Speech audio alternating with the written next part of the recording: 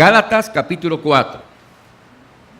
Vamos a leer los versos 4 al 7.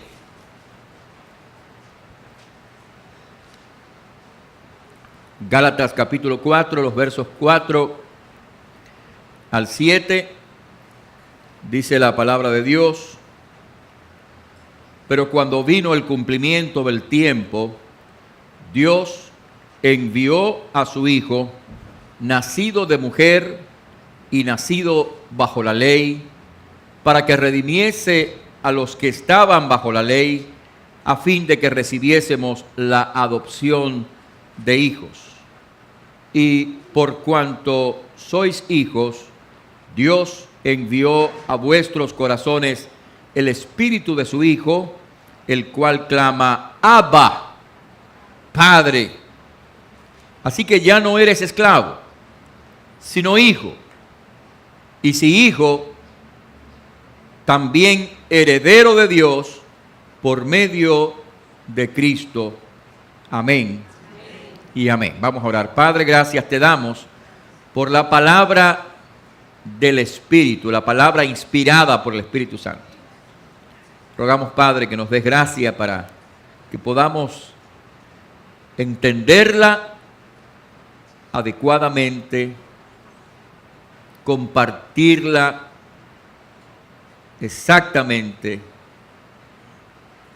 recibirla y aplicarla personalmente. Te rogamos, Padre, que el Espíritu Santo ministre en nuestras vidas, que tu palabra sea usada para tu gloria, por tu Espíritu en nuestros corazones, que, como dice la Escritura, tú que has llamado la luz desde las tinieblas, ilumines el corazón para el conocimiento de Cristo Jesús nuestro Señor. En su nombre oramos. Amén y amén. Pueden sentarse. Jesús narró una parábola al final de su ministerio y contó la historia de un hombre que tenía una gran propiedad.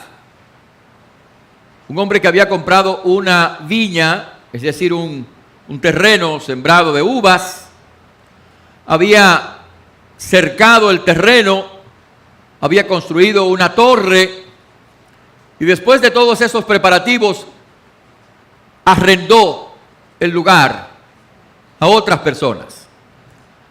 Después de un tiempo, sigue diciendo la parábola,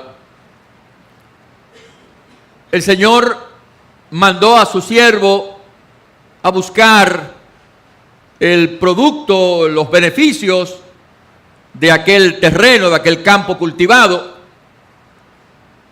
Y lo que pasó fue que estos arrendatarios, que eran hombres malvados, golpearon, hirieron y mataron al siervo. Luego mandó otro siervo, dice Jesús en su parábola, y le hicieron la misma cosa. Al final, entonces, el Señor decidió mandar a su propio hijo pensando que iban a respetarlo, pero a él le hicieron otro tanto. Esta parábola ilustra realmente lo que Dios ha hecho con nosotros. Dios ha enviado a sus siervos, los profetas, para proclamar la palabra, el mensaje, para llamar a la gente al arrepentimiento, para llamar a los hombres a volverse hacia Dios. Pero dice también la Biblia que tras haber enviado a los profetas y haber enviado a los hombres que proclamaron la palabra, finalmente Dios envió a su Hijo. El autor de los Hebreos, capítulo 1, en el primer verso, lo sintetiza diciendo: Dios, habiendo hablado en otro tiempo de muchas maneras a los padres por los profetas, en estos posteros tiempos nos ha hablado por el Hijo. Y de eso se trata este pasaje. La Biblia dice que Dios envió a su Hijo. De eso se trata la Navidad. La Navidad es la encarnación del Hijo de Dios. La Navidad es, en las palabras del apóstol Juan, la encarnación del Verbo. La Navidad que estamos celebrando en estos días es, en resumen, lo que dice este pasaje, que Dios envió a su Hijo. Así que en este día, esta tarde, quiero invitarles a considerar esta declaración. Dios envió a su Hijo. Y quiero invitarles a considerarla a la luz de estos versículos y a pensar qué es lo que dice la palabra de Dios en este lugar acerca de esta tremenda, importante y vital verdad que nos atañe y que tiene que ver con todos nosotros. Dios envió a su Hijo. ¿Qué es lo que dice la Biblia en este lugar acerca de esta verdad? ¿Qué es lo que dice la palabra de Dios en este lugar acerca de esta gran declaración? Bueno, en primer término, la Biblia muestra en este pasaje y realmente en toda esta carta, la Biblia muestra la razón por la cual Dios envió a su Hijo. Y la razón por la cual Dios envió a su Hijo tiene que ver con el cumplimiento de la promesa. En este mismo pasaje, en los versículos anteriores, en el capítulo 3, versículo 29, dice la Biblia: y si vosotros sois de Cristo, ciertamente el linaje de Abraham sois, y herederos según la promesa. Herederos de la promesa. En el capítulo 3, versículo 18, dice, habla de nuevo de la promesa cuando dice: porque si la herencia es por la ley, ya no es por la promesa, pero Dios la concedió a Abraham mediante la promesa. En resumen, lo que dice la Biblia es que Dios envió a su Hijo para cumplir la promesa. Desde el Antiguo Testamento, desde el libro de Génesis, nos encontramos con la promesa que Dios hizo de un Redentor. En el capítulo 3, verso 16 de Génesis, la Biblia habla acerca de la simiente de la mujer que habría de aplastar a la simiente de la serpiente, en lo que algunos llaman el protoevangelio, el evangelio primitivo, la promesa de la victoria de Dios sobre las fuerzas del mal.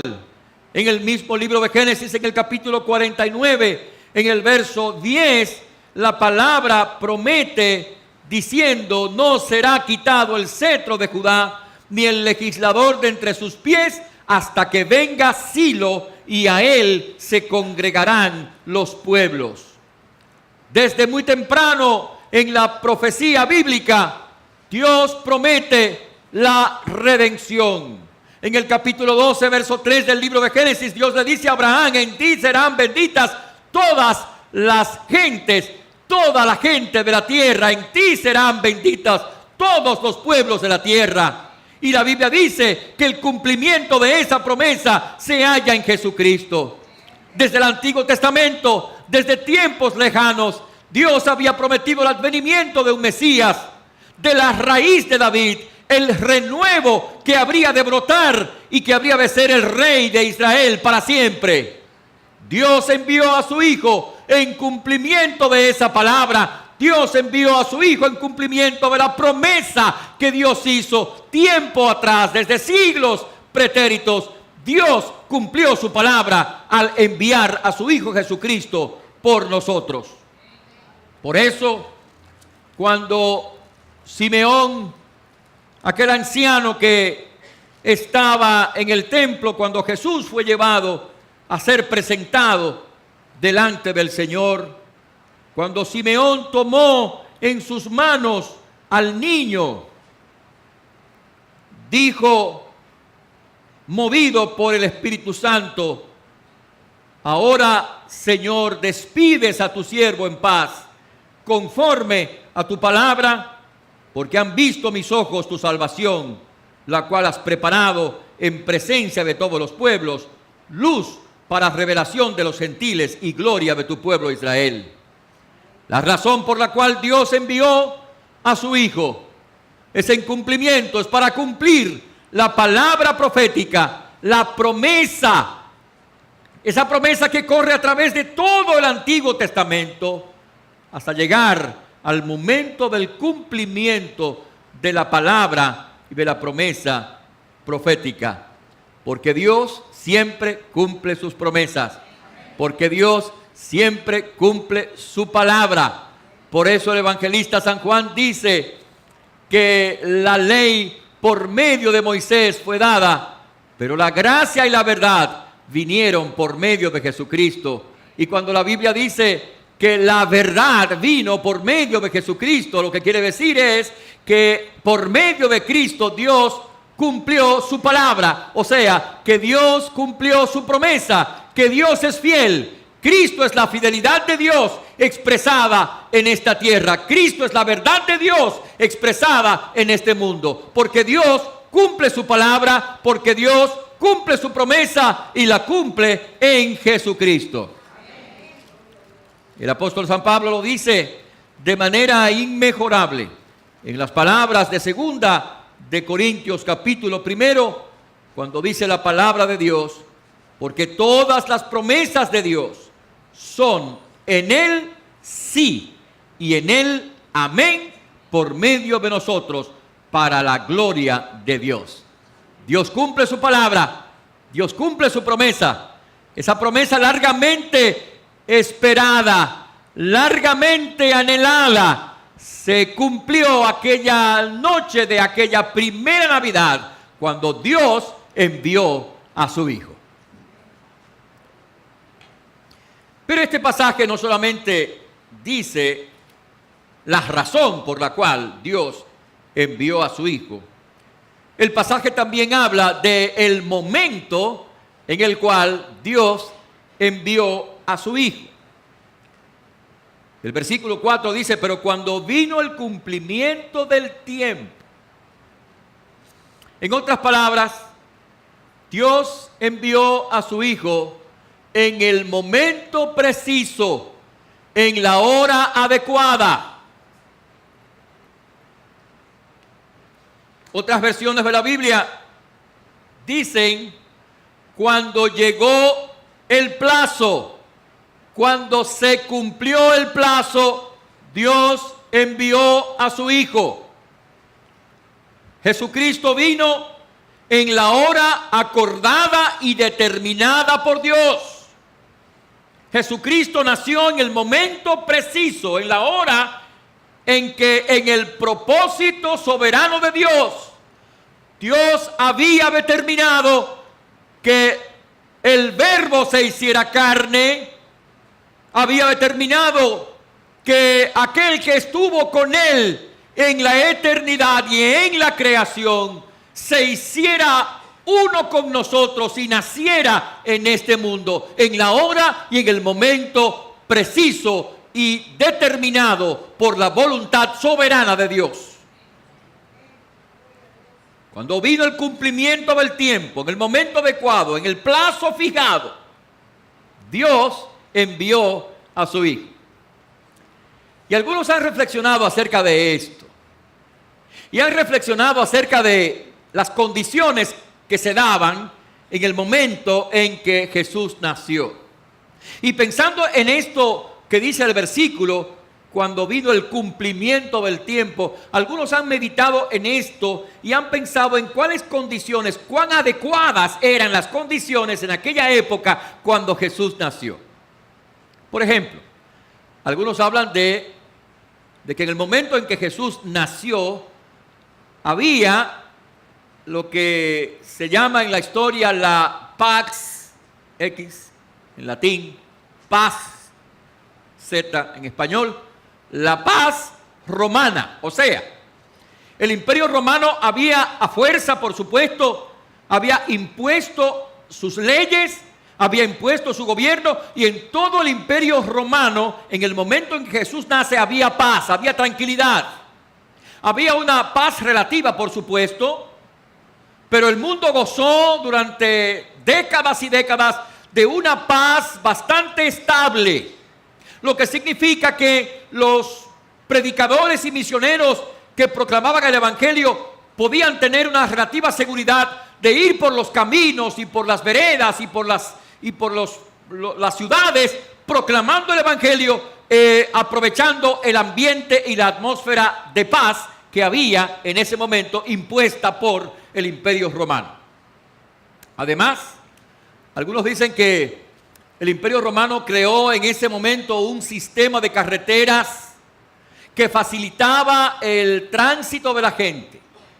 Y es verdad que lo creó, porque muchas de esas carreteras todavía están activas y en uso en el día de hoy. Carreteras creadas, fabricadas hace 2000 años. Deberían preguntarle a ellos, ¿no?, ¿cuál fue la clave? Hace 2000 años, carreteras que están todavía allí. De manera que el Imperio Romano gozó de un sistema de comunicaciones que permitía que los predicadores pudieran transitar difundiendo la palabra de Dios. Así que algunos piensan, bueno, es verdad que ese fue el momento adecuado para que Dios enviara a su Hijo. Pero dicen más. Dicen, en ese momento en el Imperio Romano había una sola lengua. En sentido general, por supuesto. Hay que recordar que Alejandro Magno, Alejandro el Grande, siglos antes, había llevado a cabo una tremenda campaña militar que lo llevó a conquistar no solamente Europa, sino el norte del África y el Medio Oriente, llegando incluso hasta el lejano Oriente, porque llegó hasta la India. Pero Alejandro el Grande no solamente llevó su campaña militar y su sistema político, sino que llevó la cultura helénica, o sea, la cultura griega, a esos contornos, a esas ciudades. Se dice que Alejandro era un misionero, comillas, ¿no?, un misionero de la cultura griega. Hay que recordar que Alejandro fue educado por Aristóteles, de manera que tenía dentro de sí la obsesión por la difusión de la cultura y el idioma griego. Entonces, en toda esa zona, la cuenca del Mediterráneo, el Medio Oriente cercano, se hablaba ya en ese tiempo la lengua griega, que por supuesto se hablaban también los idiomas locales, las lenguas locales, pero se hablaba el idioma universal de esa época, que era el griego, lo cual facilitaba que la gente pudiera entender el mensaje escrito y hablado de los predicadores del Evangelio de Jesucristo. Por lo tanto, algunos reflexionan, ciertamente ese fue el momento preciso cuando vino el cumplimiento del tiempo, la mejor hora para que el Hijo de Dios se hiciera presente en el escenario del mundo. Pero algunos dicen algo más. Algunos dicen algo interesante. Estuve leyendo en estos días que alguien anotaba, y pensando en esto que dice la Biblia, alguien anotaba el siguiente dato.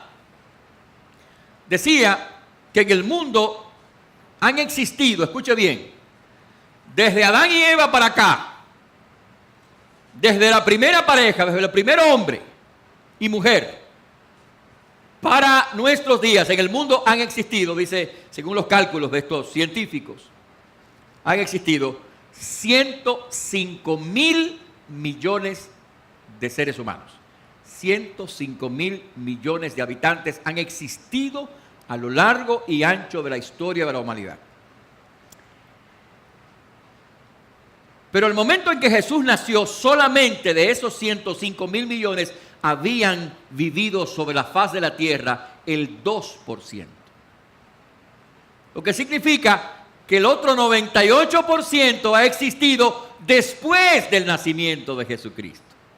Lo que les da la oportunidad al gran grueso de la historia de la humanidad, de los habitantes de la humanidad, a escuchar y a responder al mensaje del Evangelio. Así que algunos concluyen, ciertamente Dios envió a su Hijo cuando vino el cumplimiento del tiempo, cuando fue el plazo adecuado, cuando fue la hora precisa, cuando fue el momento adecuado. Dios envió a su Hijo. Pero fuera de todas esas consideraciones, mis hermanos, la verdad es que Dios envió a su Hijo en el cumplimiento del tiempo, en respuesta a su sola soberana voluntad, a su determinación soberana, a su propósito de gracia. Dios envió a su Hijo según su plan en el momento adecuado, cuando se cumplió el plazo, en la hora de Dios. Porque como decía la hermana Chabela, mi maestra de la escuela dominical, y la maestra de Ketty también, maestra de la escuela dominical cuando éramos adolescentes, Dios no es ni antes ni después, sino en la hora precisa. Dios no es ni antes ni después, sino en el momento. Recuérdalo siempre, que Dios va a actuar en tu vida no antes ni después, sino cuando tiene que hacerlo.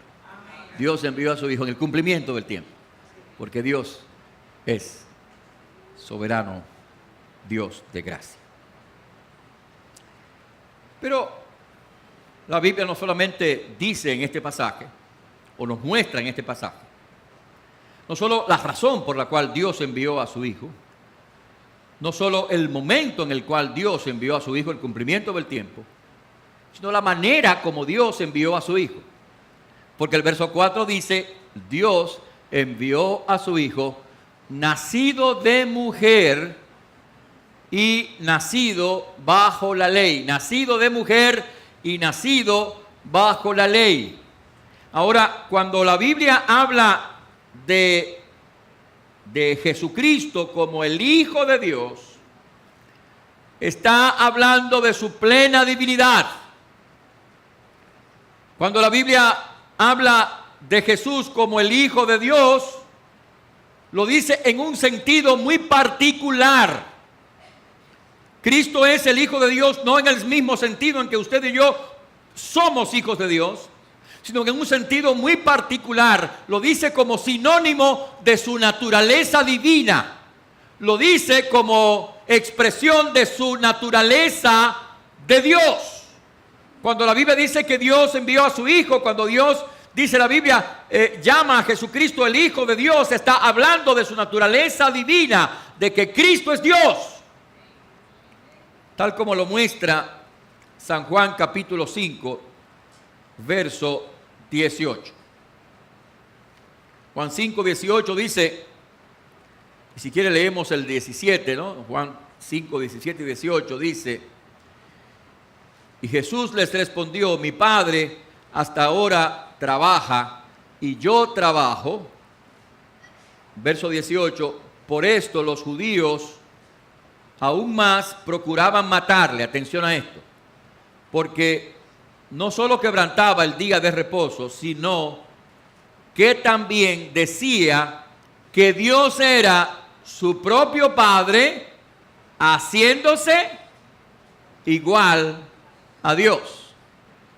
Es decir, cuando los judíos escuchaban que Jesús decía que Dios era su Padre y que Él era el Hijo de Dios, ellos entendían que Jesús estaba haciéndose igual a Dios, y efectivamente así era. Es decir, la expresión el Hijo de Dios significa aquel que es uno con Dios, que es de la naturaleza de Dios, que es Dios. Así que el pasaje está hablando de la plena divinidad de Cristo, pero ante todo el pasaje está hablando de la plena humanidad de Cristo. El pasaje dice, Dios envió a su Hijo, nacido de mujer y nacido bajo la ley. Ese versículo subraya la plena humanidad de Jesús. Cristo es Dios, pero Cristo es hombre. Cristo es plenamente Dios, pero Cristo es plenamente hombre. No hay nada semejante en la naturaleza del mundo creado cuando hablamos de Dios. No podemos asimilarlo o no podemos asemejarlo a ninguna otra cosa. Él es Dios, plenamente Dios, y Él es hombre, plenamente hombre. Aunque en estos días la herejía más popular en cuanto a la naturaleza de Jesucristo tiene que ver con aquellos que niegan su divinidad, como hacen los testigos de Jehová. En la época en que se escribió el Nuevo Testamento, había otra herejía que negaba su humanidad. Algunos decían que Jesucristo no era realmente humano, hombre, sino que Él lo que tenía era la apariencia de la humanidad.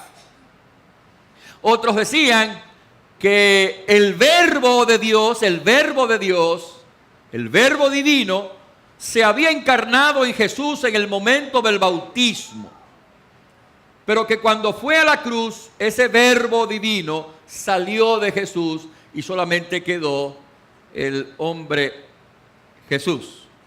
De modo que negaban la plena integración de ambas naturalezas.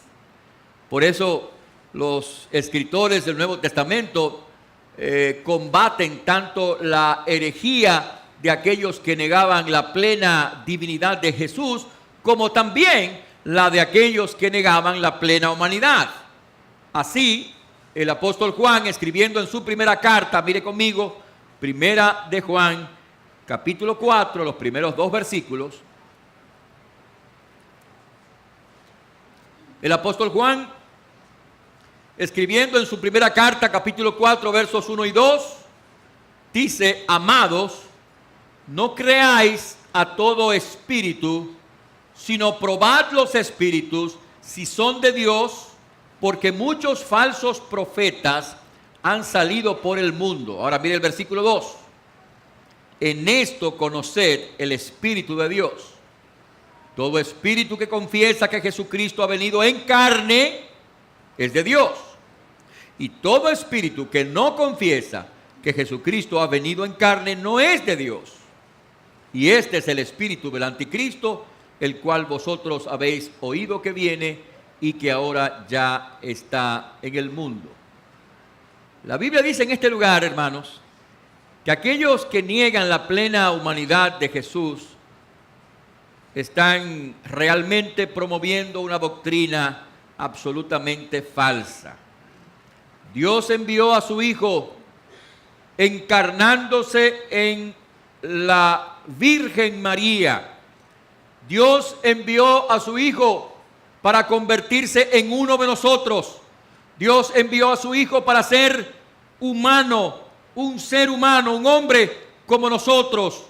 Dios envió a su Hijo concibiéndolo por la acción milagrosa del Espíritu Santo en el seno de María. Pero esa criatura concebida de manera milagrosa fue creciendo en el vientre de la Virgen María, nació como nacen todos los seres humanos, fue un bebé pequeñito, fue creciendo como un niño normal, como un adolescente, llegó a ser un hombre que trabajó con sus propias manos y finalmente él fue un hombre como nosotros, que llevó las limitaciones en gran medida de nuestra humanidad, que también sufrió hambre, que sufrió sed, que sufrió cansancio, que llevó las angustias del ser humano para poder identificarse con esta humanidad necesitada y caída. Como han dicho los teólogos, necesitaba ser Dios para poder realizar la obra de la salvación, pero también necesitaba ser hombre para poder identificarse con una humanidad pecadora y poder realizar el sacrificio vicario del cual nos habla la Biblia. El autor de los Hebreos, capítulo 2, versículo 16 al 18, dice: porque ciertamente no socorrió a los ángeles, sino fue un ángel que socorrió a los ángeles. sino que socorrió la descendencia de Abraham, por lo cual debía ser en todo semejante a sus hermanos, para ser misericordioso y fiel sumo sacerdote en lo que a Dios se refiere, para expiar los pecados del pueblo, pues en cuanto él mismo padeció siendo tentado, es poderoso para socorrer a los que son tentados. Y el capítulo 4 de esa misma epístola dice en el verso número 15 que Jesucristo fue tentado en todo, pero sin pecado, y por eso mismo puede ser constituido como el sumo sacerdote de aquellos que buscan a Dios. Este pasaje dice y habla de la manera como Dios envió a su Hijo, llevándolo a la plena humanidad para identificarse compasivamente con los hombres y mujeres necesitados de la gracia de Dios. Los creyentes adoramos al Señor y agradecemos a Dios por la gracia y la compasión de Dios al hacerse uno con nosotros y venir a esta tierra para realizar su obra gloriosa de gracia. Como ha dicho alguien, y lo he mencionado otras veces, lo más importante en la historia de la humanidad no es que el hombre haya ido a la luna, sino que Dios vino a la tierra.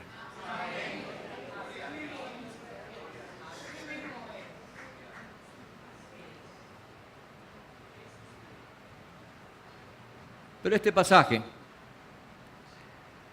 no solamente menciona la razón por la que Dios envió a su Hijo, no solo habla del momento en que Dios envió a su Hijo, no solo explica la manera como Dios envió a su Hijo, sino que además, finalmente, habla del propósito para el cual Dios envió a su Hijo.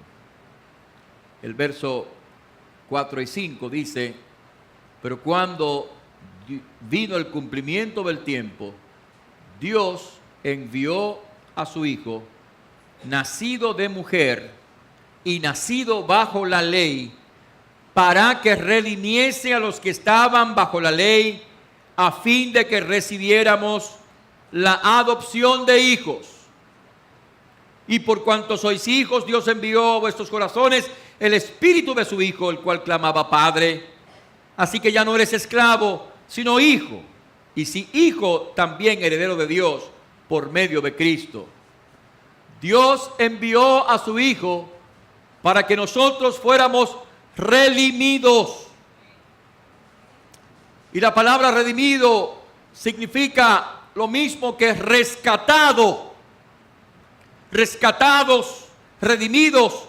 Pablo está empleando el vocablo en boga en aquella época, un vocablo utilizado en las negociaciones de la esclavitud, de esa odiosa institución de la esclavitud, cuando alguien podía comprar a una persona y liberarla o traerla consigo para que le sirviera.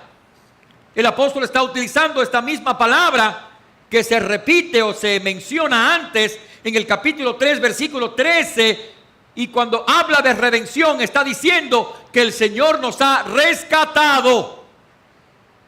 Nos ha rescatado de la culpa del pecado. Somos perdonados a través de la sangre de Jesucristo. Somos, dice la Biblia, justificados a través de la obra de Cristo en la cruz.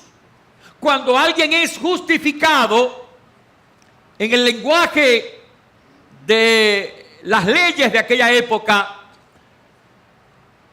cuando alguien es justificado se está declarando como no culpable. En una corte, cuando alguien es declarado no culpable, se le está justificando. Ese es el sentido de la frase, de la palabra de Pablo en este pasaje. Lo que la Biblia dice entonces es que Cristo nos ha redimido a través de su sacrificio y que por cuanto nos ha redimido de la culpa del pecado, ahora usted y yo, delante del juez, el supremo juez del universo, somos declarados no culpables, porque la culpa tuya y la mía la cargó Jesucristo en la cruz del Calvario. Somos declarados no culpables, porque Cristo pagó nuestra deuda, la deuda de nuestra culpa y nuestro pecado. Jesucristo lo pagó y ahora usted tiene la oportunidad de ser perdonado y de ser justificado por la gracia de Dios. Dice la Biblia en Gálatas capítulo 2, verso 16, sabiendo que el hombre no es justificado por las obras de la ley, sino por la fe de Jesucristo. Nosotros hemos creído en Jesucristo.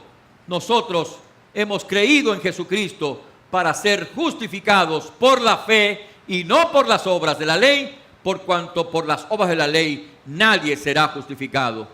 No hay ninguna cantidad de obras de misericordia, no hay ninguna cantidad de acciones morales buenas, no hay ninguna cantidad de limosnas o ayunos que tú realices que puedan darte el perdón de tus pecados. El perdón de tus pecados lo da Cristo Jesús, porque Cristo cargó con tu culpa y ahora te ofrece el regalo del perdón y la justificación por la obra, por la gracia, por la sangre derramada en el Calvario.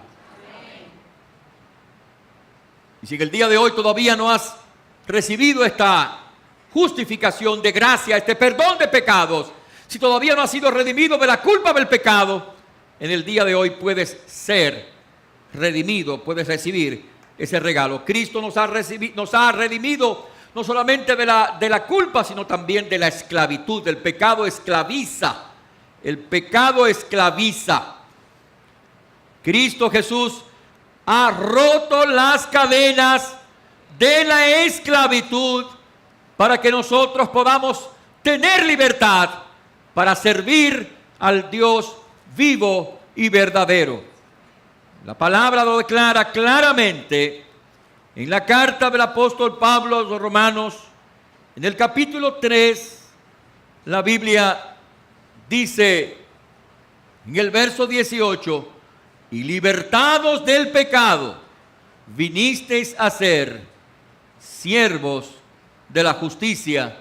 Y en el verso 22 dice, mas ahora habéis sido libertados del pecado y hechos siervos de Dios, tenéis como vuestro fruto la santificación y como fin la vida eterna. Jesucristo nos liberta de la esclavitud del pecado. La obra poderosa de Jesús en la cruz del Calvario nos ha liberado. Gálatas capítulo 5, verso 1 dice, estad firmes en la libertad con que Cristo os hizo libres y no estéis otra vez sujetos a yugo de esclavitud. Cristo nos quita el yugo de la esclavitud. Cristo nos quita la tiranía, nos liberta de la cárcel, de la tiranía del pecado, nos hace libres para vivir vidas conformes a la voluntad de Dios. Dios envió a su Hijo para redimirnos de la culpa y la esclavitud del pecado.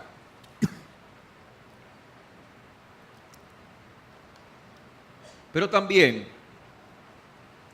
la Biblia muestra en este lugar que Dios envió a su Hijo no solamente para redimirnos, sino para adoptarnos.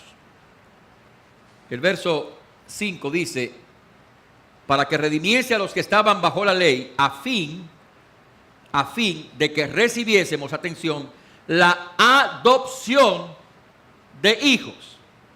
Cuando usted recibe el beneficio de la salvación, cuando recibe el beneficio de la gracia de Dios en su corazón, la Biblia dice que Dios lo adopta a usted como su hijo. Dios envió a su Hijo para que nosotros pudiéramos ser adoptados como hijos de Dios. Ahora, algunas personas piensan, y el concepto popular es que toda la gente, todo el mundo es hijo de Dios. Bueno, si estuviéramos hablando de la creación, el hecho de ser creados por Dios, en un sentido amplio, en un sentido general, podría ser cierto. Sin embargo, cuando la Biblia habla de convertirnos en hijos de Dios, no está hablando de ese proceso natural de nacimiento físico en el mundo, está hablando de otra cosa, está hablando de un proceso espiritual, de nacimiento espiritual en la gracia de Dios. Por lo tanto, somos hechos hijos de Dios cuando a través del arrepentimiento de la fe en Jesucristo recibimos a Cristo como nuestro Salvador personal. El evangelista San Juan, capítulo 1, verso 11 al 13, escribiendo bajo la inspiración del Espíritu Santo, dice estas palabras: a lo suyo vino y los suyos no le recibieron. Más, atención, verso 12, más a todos los que le recibieron, a los que creen en su nombre, les dio potestad de ser hechos hijos de Dios. Dice la Biblia que a los que le recibieron, sinónimo de creer, los que creen en su nombre, cuando nos arrepentimos de nuestros pecados y creemos en Jesucristo, somos hechos hijos de Dios. Ahora miren el versículo siguiente. Dice, los cuales no son engendrados de sangre, ni de voluntad de varón, ni de voluntad de carne, sino de Dios. Es decir, no es por la generación física cuando nacemos en el mundo que nos convertimos en hijos de Dios, es por la generación espiritual, cuando por la obra de Dios en nuestro corazón nos arrepentimos y creemos en Jesucristo. La Biblia dice que somos hechos hijos de Dios por la fe en Jesús. Gálatas capítulo 3, verso 26 dice, pues todos sois hijos de Dios por la fe en Cristo Jesús. Es a través de la fe en Cristo, de la fe en la sangre de Jesucristo, de la fe en el sacrificio de Jesucristo, de la fe en la obra de Cristo, como somos hechos hijos de Dios, como dice claramente la palabra de Dios. Somos hechos hijos de Dios, somos adoptados por Dios. Ahora, el término adoptado tiene algunas limitaciones cuando pensamos en la adopción que Dios hace de nosotros como sus hijos. Por supuesto, Pablo está hablando del hecho de que al momento en que Dios nos adopta, legalmente, desde el punto de vista espiritual, pertenecemos a Dios, somos miembros de la familia de Dios. Cuando alguien adopta a un hijo, ese hijo es legalmente hijo de esos padres. Ellos son sus padres legales. En este sentido, Pablo usa la palabra para señalar que Dios nos ha adoptado, nos ha traído para ser sus hijos. Sin embargo, la palabra adopción, cuando la pensamos en términos de la naturaleza humana, no abarca todo el sentido que incluye la Biblia cuando hablamos de hacernos hijos de Dios. Porque cuando usted adopta a un hijo, ese hijo no tiene sus genes. La genética suya no está en esos hijos. Entonces esa es la diferencia entre la adopción humana y la adopción divina. Cuando Dios nos adopta como sus hijos, Él nos imparte, comillas, su genética espiritual. En otras palabras, Dios no solamente nos justifica por fuera, sino que nos transforma por dentro. Dios no solamente nos adopta por fuera, sino que nos cambia por dentro. Dios no solamente nos llama a pertenecer a su familia, sino que al mismo tiempo Él nos regenera, nos da su naturaleza espiritual para que habite en nuestro corazón. Segundo de Pedro, capítulo 1. El apóstol Pedro, Pablo, el teólogo de los protestantes, dijo un católico.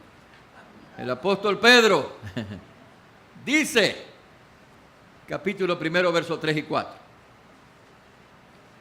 Como todas las cosas que pertenecen a la vida y la piedad nos han sido dadas por su divino poder, mediante el conocimiento de aquel que nos llamó a su gloria, por su gloria y excelencia. Verso 4. Por medio de las cuales nos ha dado preciosas y grandísimas promesas, atención, para que por ellas llegaseis a ser participantes de la naturaleza divina, habiendo huido de la corrupción que hay en el mundo a causa de la concupiscencia. Dice la Biblia en ese lugar que los creyentes son participantes de la naturaleza divina. O sea, Dios ha puesto su naturaleza en nuestro corazón. Cuando Dios nos hace sus hijos, Él pone en nosotros un cambio, una transformación, una vida nueva, algo diferente. Nace el aliento de vida de Dios, nace en el corazón y hace que nosotros nazcamos de nuevo. Así que Dios envió a su Hijo para que nosotros podamos ser hijos de Dios.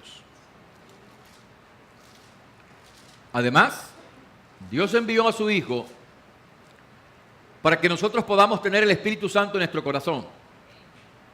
El verso dice, 5 y 6, para que redimiese a los que están bajo la ley, a fin de que recibiésemos la adopción de hijos, verso 6, y por cuanto sois hijos, atención, Dios envió a vuestros corazones, atención, el Espíritu de su Hijo, el cual clama, Abba.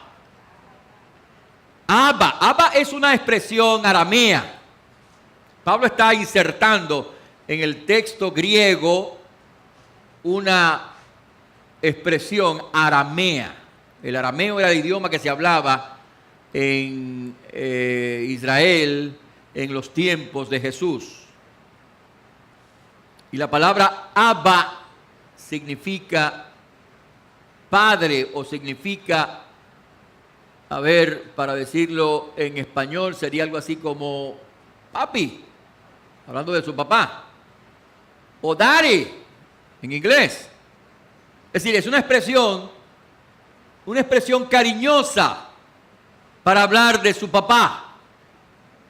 Así que dice el texto que el Espíritu Santo se nos da y por eso podemos llamar Abba al Señor. Podemos llamarle Padre, Daddy, Papi, a Dios.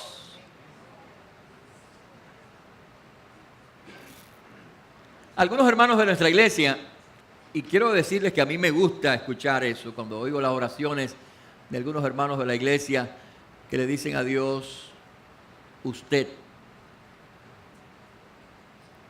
Señor, usted, porque estos hermanos están acostumbrados seguramente a llamarle a su papá o estaban acostumbrados a llamarle a su papá usted, una señal de respeto, y a mí me gusta la verdad cuando escucho a hermanos orando de esa manera.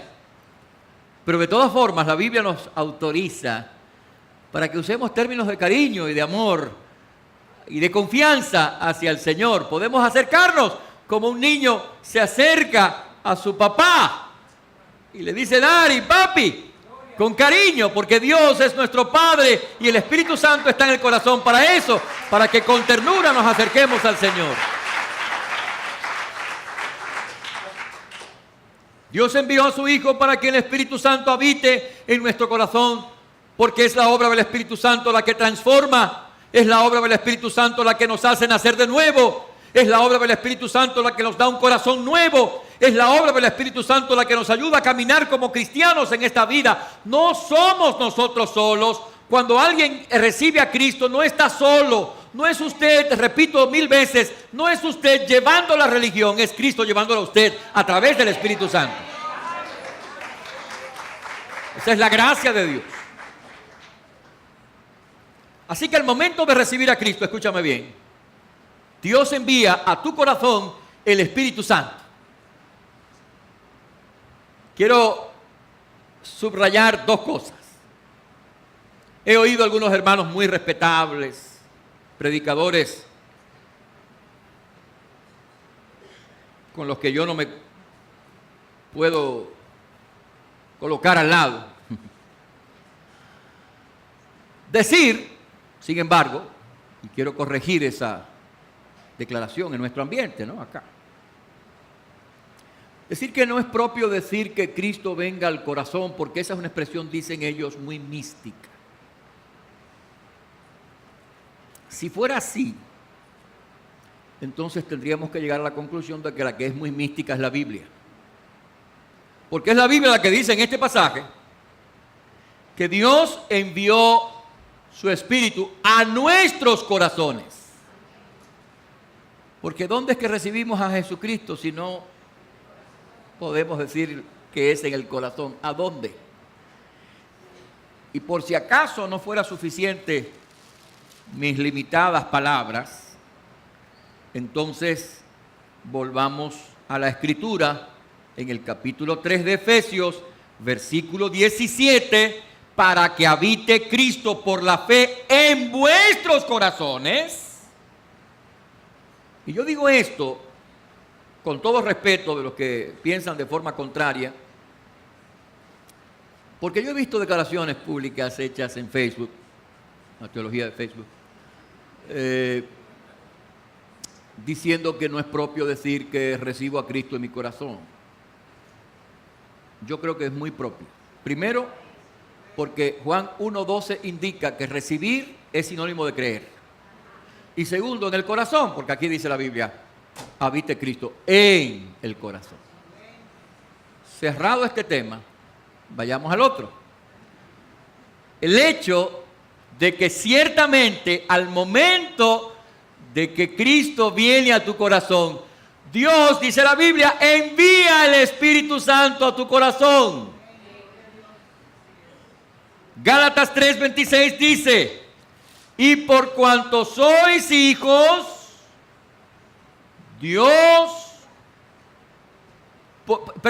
pues sois hijos de Dios por la fe en Cristo Jesús.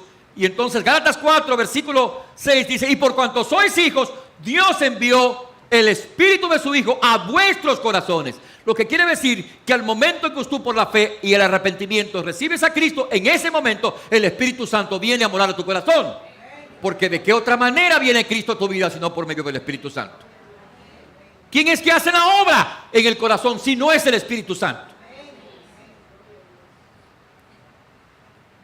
Sin temblar y brincar y sin revolcarte en el piso, nada de eso. Porque hay hermanos que piensan, hay hermanos que me dan dudas, y yo tengo el Espíritu Santo. Bueno, si tú eres cristiano, tienes el Espíritu Santo. Si tú no eres cristiano, no tienes el Espíritu Santo, no hay vuelta floja. Si Cristo está en tu corazón, tienes el Espíritu Santo. Si Cristo no está en tu corazón, no tienes el Espíritu Santo. No hay más que hablar. Por la palabra. Si otros quieren basar sus doctrinas en la experiencia, es otra cosa. Nosotros tenemos que basar la doctrina no en la experiencia, sino en la palabra. Y la experiencia la medimos por la palabra. Y si no cuadra, hay que dejar la experiencia afuera y quedarnos con la palabra. El Espíritu Santo mora en el corazón de aquel que recibe a Jesús como su Salvador personal. Y digo, si Dios quiere que usted tiemble y brinque y haga, es otra cosa, yo no me voy a meter en eso, ¿no? Eso es problema suyo. ¿Dónde está María? Allá atrás.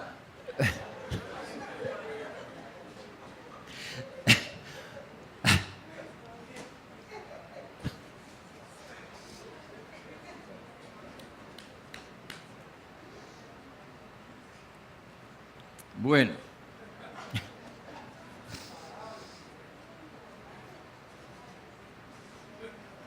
Qué cosa.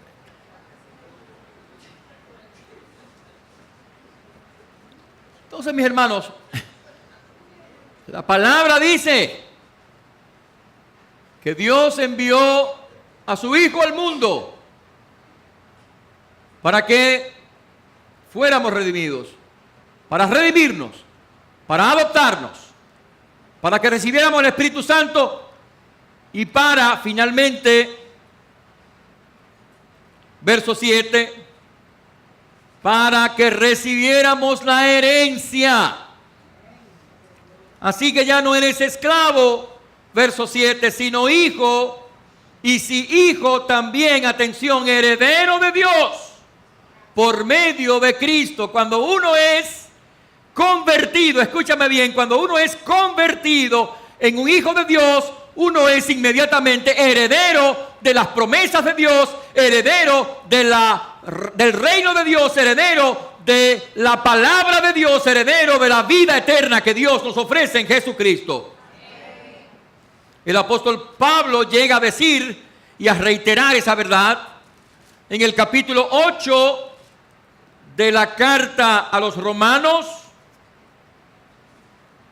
Romanos capítulo 8, Pablo está hablando acerca de nuestra condición de hijos de Dios. Y dice la Biblia, en un versículo muy semejante al que acabamos de leer, verso 15, quiero leer desde el verso 15. Pues no habéis recibido el espíritu de esclavitud para estar otra vez en temor, sino que habéis recibido el espíritu de adopción, atención, por el cual clamamos, Abba, Padre. El Espíritu mismo da testimonio a nuestro espíritu de que somos hijos de Dios, y si hijos, también herederos, herederos de Dios y coherederos con Cristo, si es que padecéis juntamente con Él, para que juntamente con Él seáis glorificados. Pues tengo por cierto que las aflicciones del tiempo presente no son comparables con la gloria venidera que en nosotros se ha manifestado. Gloria a Dios.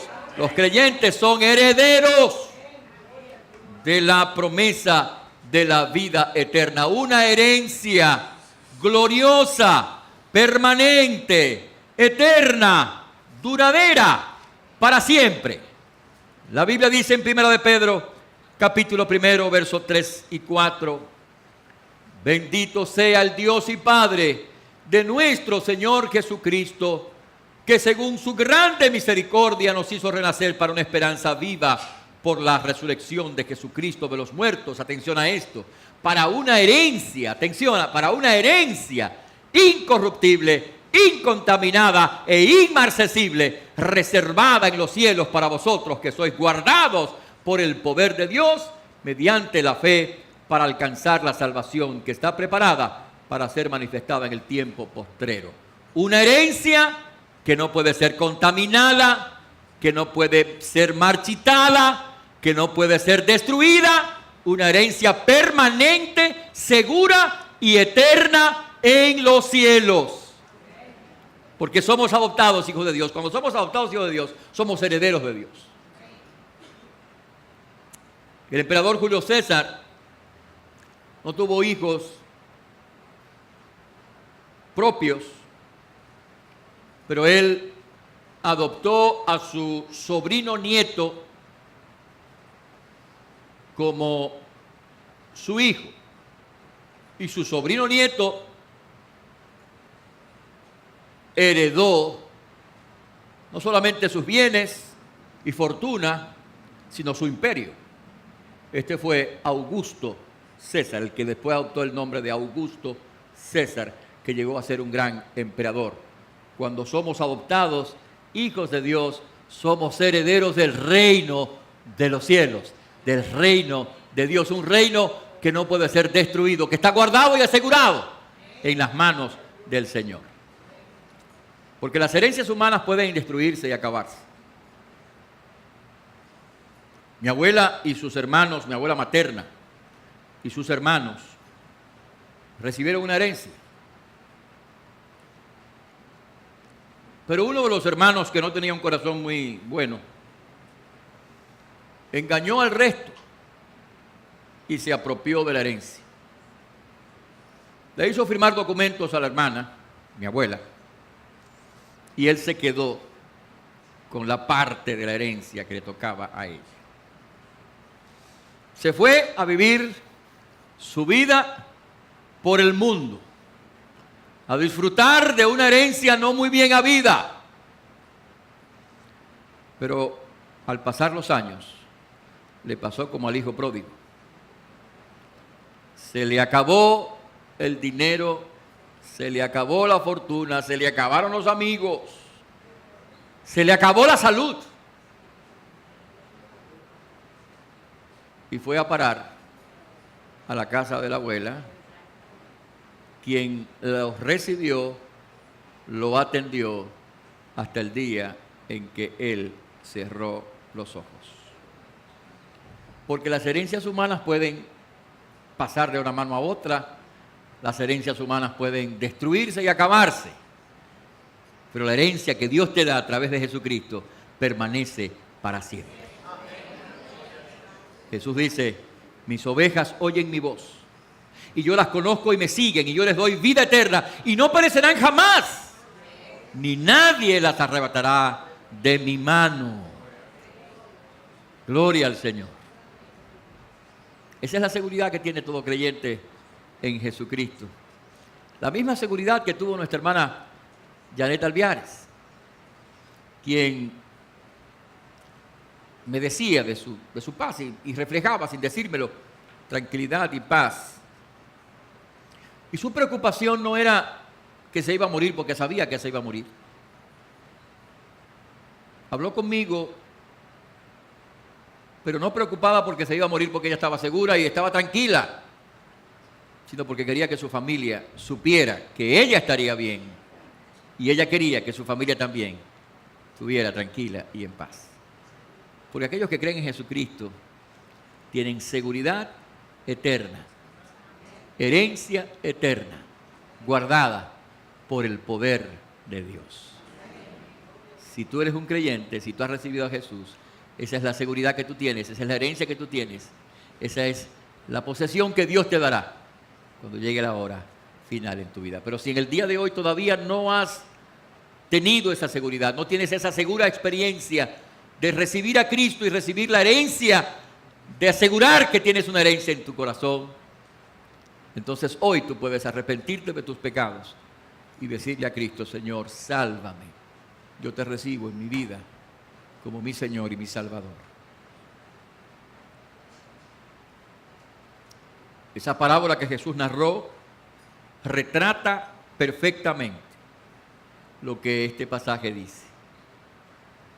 Después de haber enviado a sus siervos, los profetas, al mundo, Dios envió a su Hijo. Lo envió en el momento preciso, en la hora adecuada, para redimirnos, para perdonarnos, para salvarnos, para adoptarnos, para darnos una herencia eterna. En el día de hoy, tú puedes y debes decirle a Cristo, si aún no lo has hecho, yo me arrepiento de mis pecados, yo te recibo en mi corazón como mi Señor y Salvador. Yo quiero también tener esta herencia, una herencia reservada por la gracia de Dios, para aquellos que claman y reciben a Jesús como Señor y Salvador. Esta es la palabra de Dios. En el día de hoy, si tú has entendido esta palabra, es porque el Señor te ha ayudado a entenderla. Por lo tanto, en el día de hoy tú puedes hoy también decir, Señor, sí, yo oigo tu llamado, tu voz, tu invitación. Yo reconozco mis pecados y yo pido que tú, Señor, me salves y me des vida eterna y abundante, y el Señor lo hará en este día, en tu corazón.